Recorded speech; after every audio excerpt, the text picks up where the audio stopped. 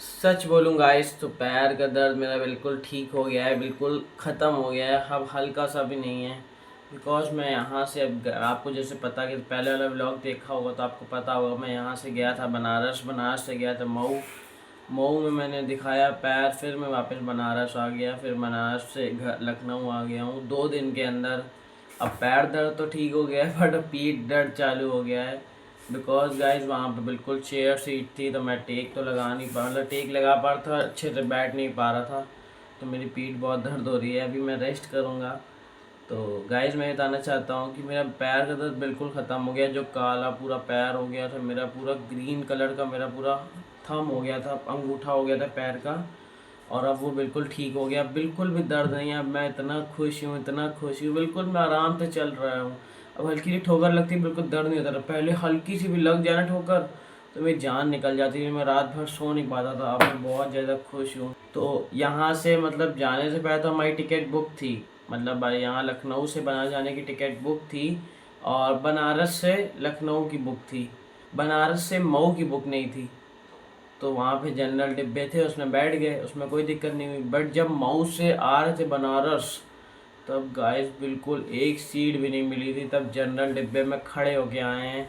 तो मतलब दादा थे तो मैंने उनको बिठवा दिया था कहीं ना कहीं अरेंज करवा के, बट मैं खड़ा होके आया हूँ, मेरे पैर भी दर्द हो रहे हैं। मतलब कि आज ये भी एक्सपीरियंस कर ही लिया खड़े होके आने का।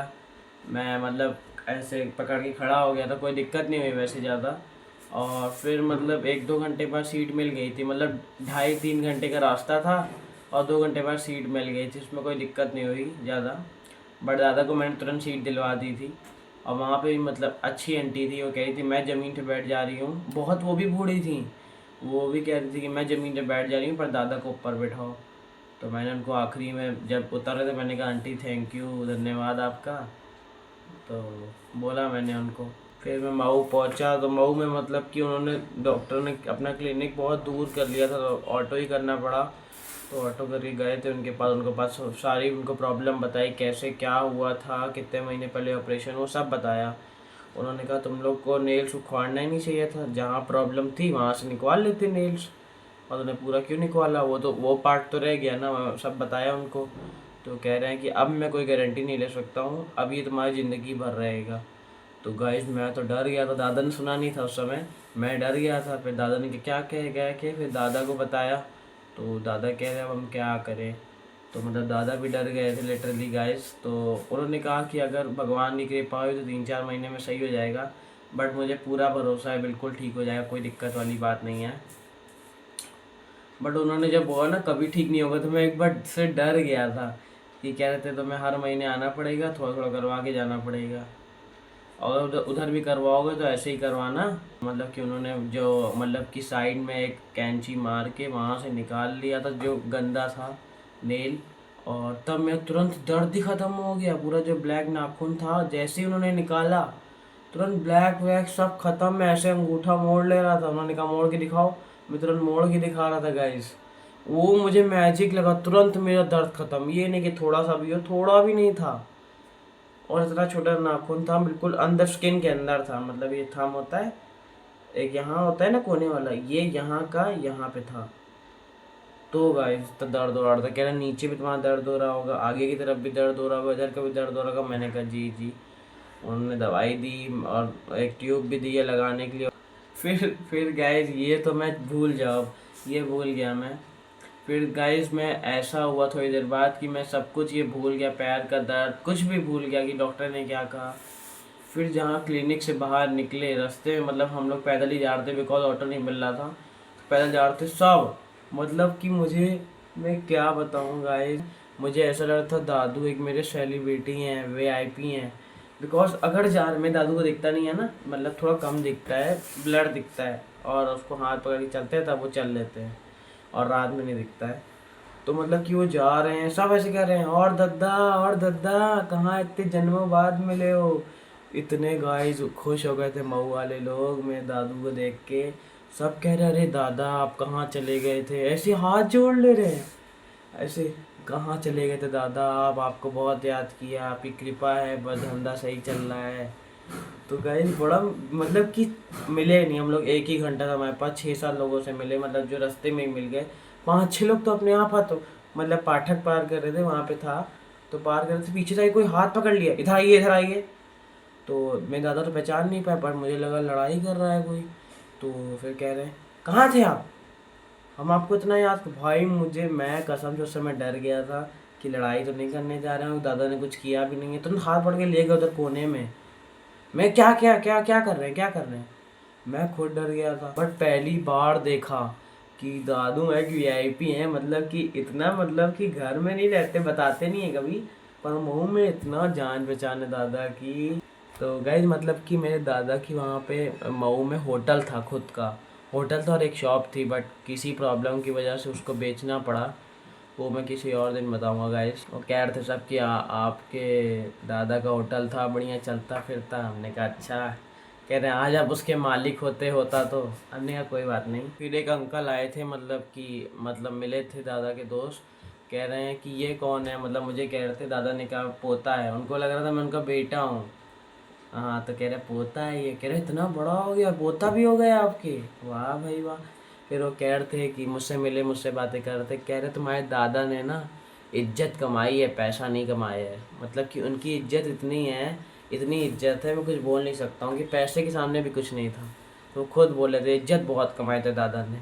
बहुत अच्छा लग रहा था सुन के, मज़ा आ गया गाइस। फिर मतलब कि सबसे मिल लिया था, फिर तो टाइम ही नहीं मिला, मतलब कि 1 बजे तक काम हो गया था, 2:30 बजे तक निकलना पड़ गया था हम लोग को वहाँ से। फिर बनारस की ट्रेन पकड़नी थी। बट गाइस रास्ते में भी बहुत ज़्यादा दिक्कत हुई, बिकॉज क्या कहते हैं कि मेरा दादा को, मैंने 2 बैग हो गए थे हमारे, एक दादा का एक मेरा, और एक पानी और टिफ़िन का। तो तीनों बैग मतलब मैं पकड़ रहा था, एक हाथ में और एक पीठ पे, एक इधर ऐसे, और इस हाथ में फ़ोन था कि मतलब किसी की फ़ोन आ रही है, कभी कुछ देखना है, कभी मैप देखना है, कभी कुछ। और इस हाथ में दादा का हाथ, मतलब कि छूट ही नहीं, इतना पीठ दर्द हो गया था मेरा। मैं दादा को भी नहीं बोल पा रहा था कि दादा आप उठा लो, बिकॉज़ वो कैसे उठाए, इतने वो हो गए हैं, इतने ओल्ड हो गए हैं, तो उनको कैसे बोल सकता हूँ। मैंने कहा मैं ही उठाता हूँ। तो बनारस में भी मैंने उठाया, मऊ में भी, सारी जगह मैंने उठाया, तो उनको कोई दिक्कत नहीं आने दी। हाथ पकड़ के चल रहा था, बिकॉज गाइज वो 2-3 बार गिरते गिरते बचे थे, मैं इसलिए हाथ पकड़ा हुआ था, हाथ नहीं छोड़ रहा। और फिर गाइज बनारस पहुँचे, आराम किया, फिर सुबह निकलना था। मतलब कि बॉडी को अच्छे से आराम नहीं मिल पाया, अभी भी नहीं मिल पाया, बट मैं व्लॉग बना रहा हूँ, अब जाके मैं सो जाऊँगा, मुझे नींद बहुत तेज़ आ रही है गाइस।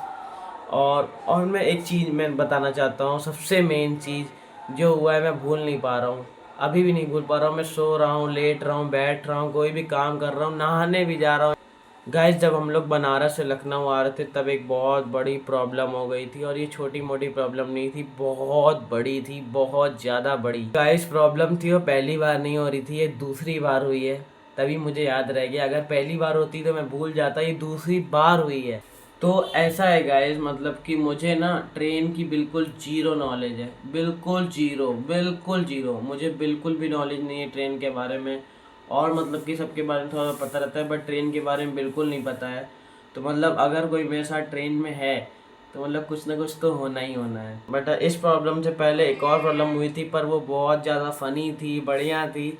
अगर गैस वो आपको जानना हो तो कमेंट में बताना, आने वाले ब्लॉग में मैं आपको बताऊंगा बिल्कुल। तो हुआ ऐसा गैस, मतलब कि जब हमारी बनारस की ट्रेन थी 4:55 की, तो हम लोग टाइम पे पहुंच गए थे, टाइम पे बैठ गए थे बिल्कुल प्रॉपर। हमारी सीट पे कोई आते हैं, मतलब कि कोई फैमिली आती है, दो दो बच्चे होते हैं और मम्मी पापा होते हैं। मतलब कि वो, मुझे पता नहीं उन्हें क्या कहते हैं, उनका नाम नहीं पता है मुझे, शायद उनको बंगाली कहते हैं, जो मतलब लुंगी नहीं पहनते हैं, आते हैं। मतलब एक बच्चा आता है उनका, छोटा वाला बेटा, मतलब बड़ा था मुझसे, मुझे लग रहा था 3-4 साल मुझसे बड़ा है। आता है, कहता है कि आप यहाँ से हटिए, हमारी सीट है। तो उन्होंने अपनी टिकट दिखाई, मैंने अपनी टिकट दिखाई, दोनों की सेम। अब मुझे जीरो नॉलेज, तो मैंने क्या कहा कि ठीक है आपकी 43-44 है, बट मेरी है, तो हम लोग नहीं हट पाएंगे।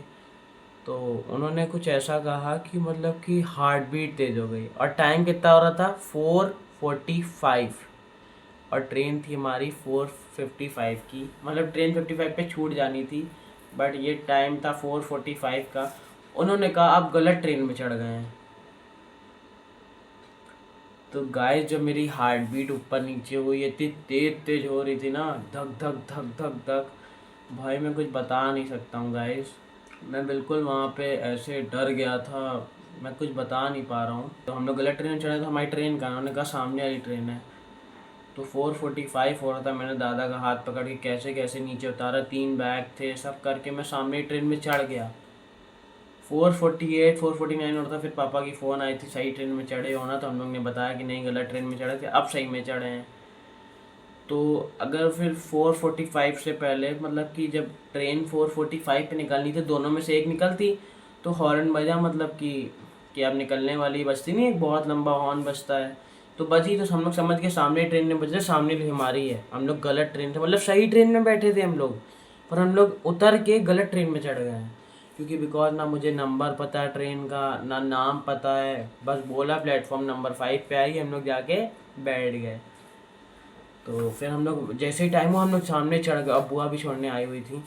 तो हम लोग जैसे ही वापस गए, तो हम लोग लड़ने के मूड में गए थे कि उन्होंने जानबूझ के ऐसा किया है, लड़ने के मूड में गए थे, बट 2-3 मिनट बचे थे गाइस, और कैसे उल्टे साइड हम लोग उतरे थे, मतलब उस टाइम वो नहीं था, प्लेटफॉर्म नहीं था, उल्टे साइड, मतलब बिल्कुल नीचे ज़मीन के उतरे हैं कैसे कैसे, मतलब दादू को चोट ना लगे, और बिल्कुल रात थी, बिल्कुल अंधेरा था। तो मतलब कि सुबह के 4:45 ही बज रहे थे, 4:48 4:45 हो रहा था, ऐसे ही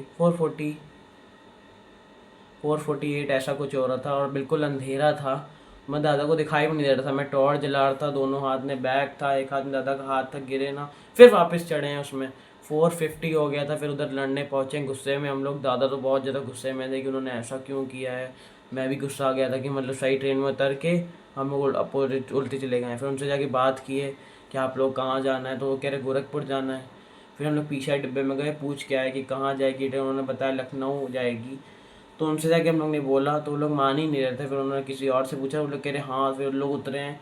और गाइड में कसम बता रहा हूँ, उनके करीबन करीबन 4 लोग थे, पर 20 बैग थे, 20 बैग, और वो भी नॉर्मल बैग नहीं, पता नहीं वो बैग में क्या भर के जा रहे थे, इतना ज़्यादा भारी था।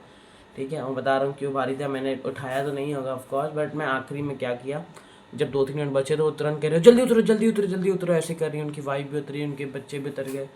तो मतलब 4 बैग लेके उतर गए, 16 बैग ट्रेन में ही छोड़ दिए। मैंने कहा ये आपके बैग, तो कह रहे हाँ हाँ हाँ। फिर मैंने क्या किया, 3-4 मिनट बचे थे, मैंने सारे बैग उठा के बाहर फेंकता गया जल्दी जल्दी, बहुत ज़्यादा भारी थे, मैं उठा ही नहीं पा रहा था। तो फिर जल्दी उनको बाहर छोड़ा, और ट्रेन चल चुकी थी, तो उतर नहीं पाए थे वो, तो रुकती नहीं है, एक बार थोड़ी सी चलने के बाद थोड़ी देर रुक जाएगी स्टेशन पे ही 2 मिनट के लिए। मैं जल्दी जल्दी उतार दिया उनको। फिर मतलब कि वो गए, तो फिर मतलब जब चल रही थी ट्रेन, तो उन्होंने बोला सॉरी, आपके दादा को भी, आपको भी, आप लोग को बहुत ज़्यादा परेशान किया हम लोग ने। तो गाइस बिल्कुल हम लोग डर गए थे, पहली बार ऐसा नहीं हुआ है, ये दूसरी बार हुआ है, पहली बार भी हुआ था, मैंने बता नहीं पा रहा हूँ, वो तो फिर लंबा व्लॉग हो जाएगा। तो गाइस मतलब बहुत ज़्यादा परेशानी हो, तो अब हम लोग मतलब कि सेफली लखनऊ पहुँच गए हैं, दादा आराम कर रहे हैं, मैं अभी व्लॉग बना रहा हूँ, और अब जाके थोड़ा आराम करूँगा, बिकॉज बहुत तेज़ नींद आ रही है मुझे। मैं सोचा पहले व्लॉग बना लेता हूँ, बाद में सो जाऊँगा। तो मैंने व्लॉग बना लिया, अब जाऊँगा सो जाऊँगा। और गाइस पता नहीं, ऐसा होता रहता है लाइफ में, लाइफ है तो कुछ ना कुछ तो होगा ही, बढ़िया बढ़िया भी होगा, अच्छा भी होगा, बुरा भी होगा, तो कोई नहीं, लाइफ है ये। तो मैं यही बोलना चाहता हूँ आप लोगों को कि हमेशा भी मतलब सारी चीज़ की जानकारी रखो, सारी चीज़ की।